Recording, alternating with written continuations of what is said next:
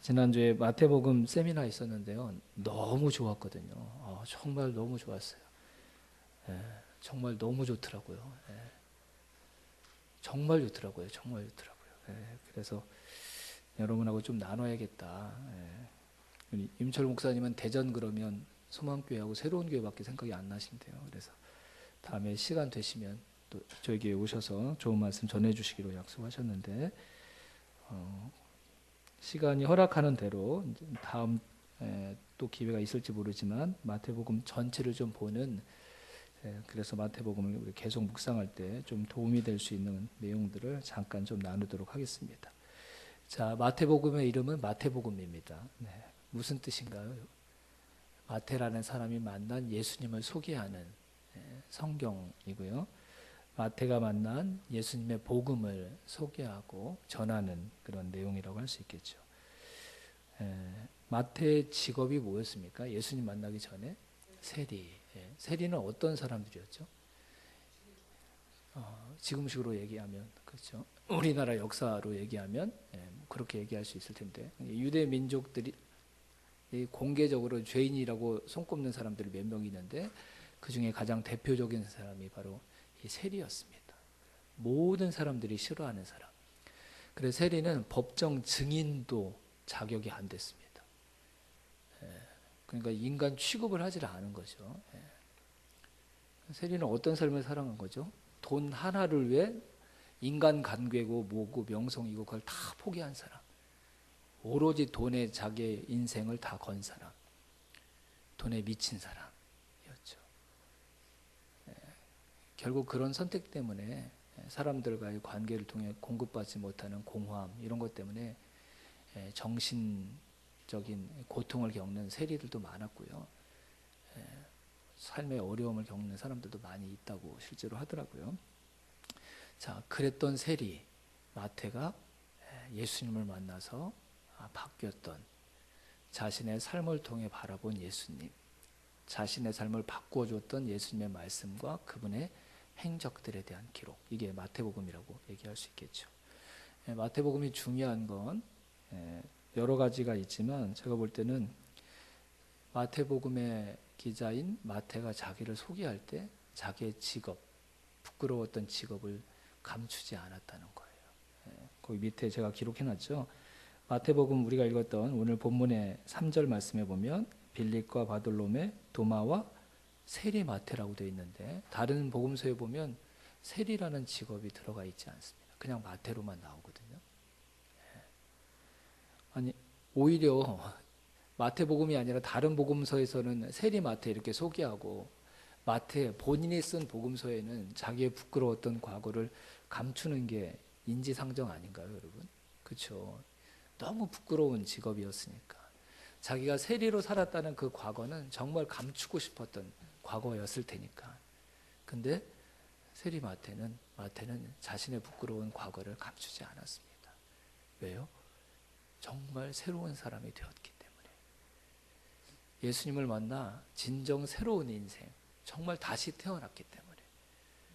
그리고 자신의 영원한 운명은 세리로 살아갔던 지난날이 아니라 세리가 아닌 예수님의 제자 마태로 살아갔던 그의 예수님을 만난 이후의 삶이 영원히 이어질 것을 믿었기에 지난날 자신의 부끄러운 과거를 사람들에게 들추어내는 것조차 그에게는 더 이상 부끄러운 일이 아니었습니다. 아니 오히려 자기처럼 모든 사람이 죄인이라고 이야기했던 그런 존재도 자기가 만났던 이 마태가 만났던 예수님을 만나고 그분이 주셨던 복음을 듣고 경험한다면 자신도 바뀌었기 때문에 다른 사람들도 바뀔 수 있다는 확신 가운데 자신의 부끄러운 자신의 과거의 직업을 감추지 않는 용기를 낼 수 있었던 것입니다. 마태는 진짜 예수님을 만났습니다. 마태는 정말 복음의 능력이 얼마나 놀라운 것인지 다른 사람의 인생에서 일어나는 사건 이전에 자신의 삶에서 먼저 이것을 경험했던 것이죠. 그래서 복음서를 쓰고 싶었던 거예요.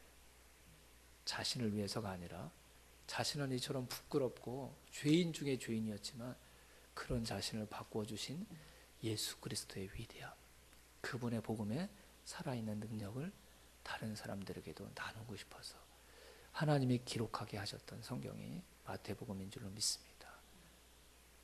돈 하나만을 위해 나머지 인생의 모든 것들을 다 포기하며 살았던 세리 마태가 예수님을 만난 이후에는, 예수님께서 전해주신 복음을 들은 이후에는 예수 한 분을 위해 자신의 모든 것을 포기할 수 있는 예수님의 제자로 살아갈 수 있었습니다. 어떻게 한 사람의 인생에 더더욱 세리로 살아갔던 이 가장 큰 죄인 중에 한 사람이었던 이 사람의 인생에 이런 변화가 일어날 수 있었을까요? 바로 예수, 또 예수님의 복음, 그것 외에 달리 설명할 길이 없는 것이죠. 복음은 이처럼 능력 있는 것인 줄로 믿습니다.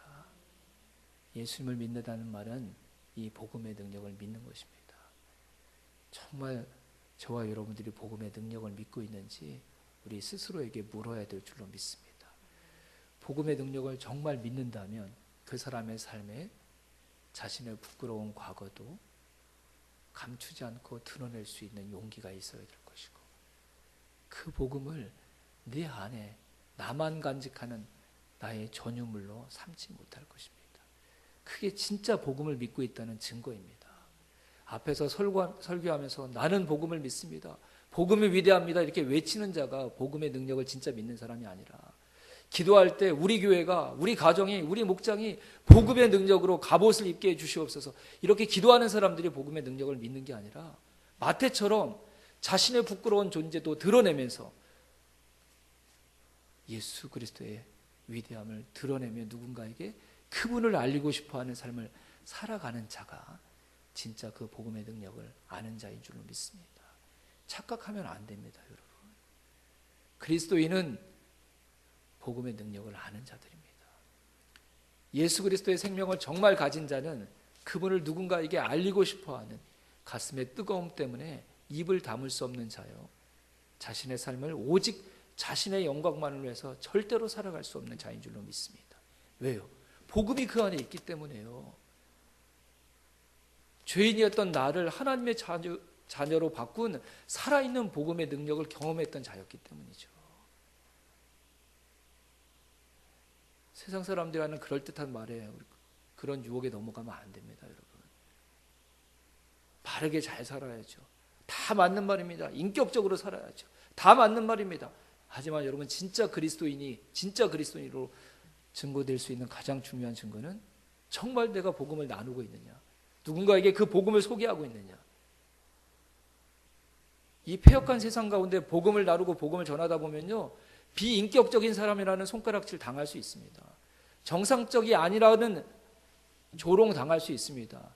저렇게 세상 모르고 너무 순진하게 살아간다는 사람들의 비웃음 받을 수 있습니다.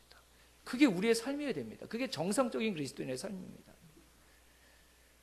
그 복음을 나누기 위해 나의 안정적인 삶도 내려놓을 수 있는 사람, 돈에 미치니까 인간관계고 뭐고 다 버려버리고 돈에 자신의 모든 것들을 쏟아붓잖아요. 복음이 돈보다 못한가요, 여러분? 아니죠. 마태복음은 우리에게 바로 그것을 보여줍니다. 복음이 얼마나 능력 있는 것인지, 복음이 역사하면 얼마나 사람이 바뀔 수 있는 것인지, 저와 여러분의 삶이 끊임없이 복음이 역사하는 그 복음의 능력을 경험하는 삶이 될 수 있기를 주님의 이름으로 축원합니다. 그래서 내가 부끄러움을 다른 사람들에게 알려도 그것 때문에 예수가 높아질 수 있다면, 그분의 복음이 얼마나 큰지 드러낼 수 있다면, 내가 세리였다는 것, 내가 죄인이었다는 것, 내가 살인자였다는 것, 내가 더러운 음란으로 가득 찬 인생을 살았다는 것, 그런 거 사람들 앞에 고백할 수 있는 그런 진짜 용기가 저와 여러분의 삶 가운데 나타날 수 있게 되기를 주님의 이름으로 축원합니다. 복음이 저와 여러분을 살렸습니다. 그 복음이 얼마나 큰 능력인지 우리가 경험할 때마다 그 복음을 더 많은 이들에게 나누는 오늘날의 마태로 살아가는 저와 여러분의 삶이 되기를 주님의 이름으로 축원합니다. 네. 마태복음의 전체 구조를 보면 그 밑에 유인물에 기록한 대로 13장 하나님 나라의 비유를 기점으로 이렇게 앞뒤가 계속 반복해서 큰 구조로 이렇게 진행되고 있다는 것을 볼 수가 있는데요. 마태복음은 크게 5개의 사역 이야기와 5개의 가르침, 이게 큰 구조를 이루고 있습니다. 그래서 마태복음 5장부터 산상수훈이 나오고 그 다음에 이어서 예수님이 하셨던 사역의 이야기, 치유의 역사 뭐 이런 것들이 나오고, 또 예수님이 말씀하시고 교훈하셨던 얘기가 10장부터 나오고, 또 그게 끝나고 나면 뭐가 나오죠? 예수님을 거절하고 배척하는 사람들의 반응의 이야기들이 나오고, 또 하나님 나라에 대한 예수님의 설교와 강론이 나오고, 또 그 뒤에 기적과 예수님을 죽이고자 했던 사람들과의 논쟁들이 나오고, 이런 식으로 예수님의 가르침이 나오고 사역과 삶의 모습이 나오고, 가르침이 나오고 사람들의 반응과 삶의 모습이 나오고, 이렇게 반복이 되는 거죠. 그래서 예수님의 교훈이 끝나면 예수께서 이 말씀을 마치시며 이런 비슷한 구절들이 나오고, 그 다음에 삶의 현장에서 나타났던 일들이 이렇게 나오는 것이죠. 근데 여러분, 뭐가 먼저 나옵니까? 삶이 먼저 나옵니까? 예수님의 가르침이 먼저 나옵니까? 가르침이 먼저 나온다는 거죠. 마태복음 누가 썼다고요? 마태가. 전 이게 우연히 만들어진 구조가 아니라고 생각해요. 마태가 이걸 강조하고 싶은 거예요. 나를 바꾼 건 내 노력이 아니다. 무엇이 나를 바꾼 거예요? 예수님의 말씀이 나를 바꿨다. 예수님의 말씀이 바꿨다. 그러니까 그런 눈으로 보이는 거예요. 예수님의 말씀을 전하시니까 사람들이 바뀌고, 또 예수님을 대적하려는 사람들이 움직이면서 그들의 정체를 드러내고, 말씀이 능력이다.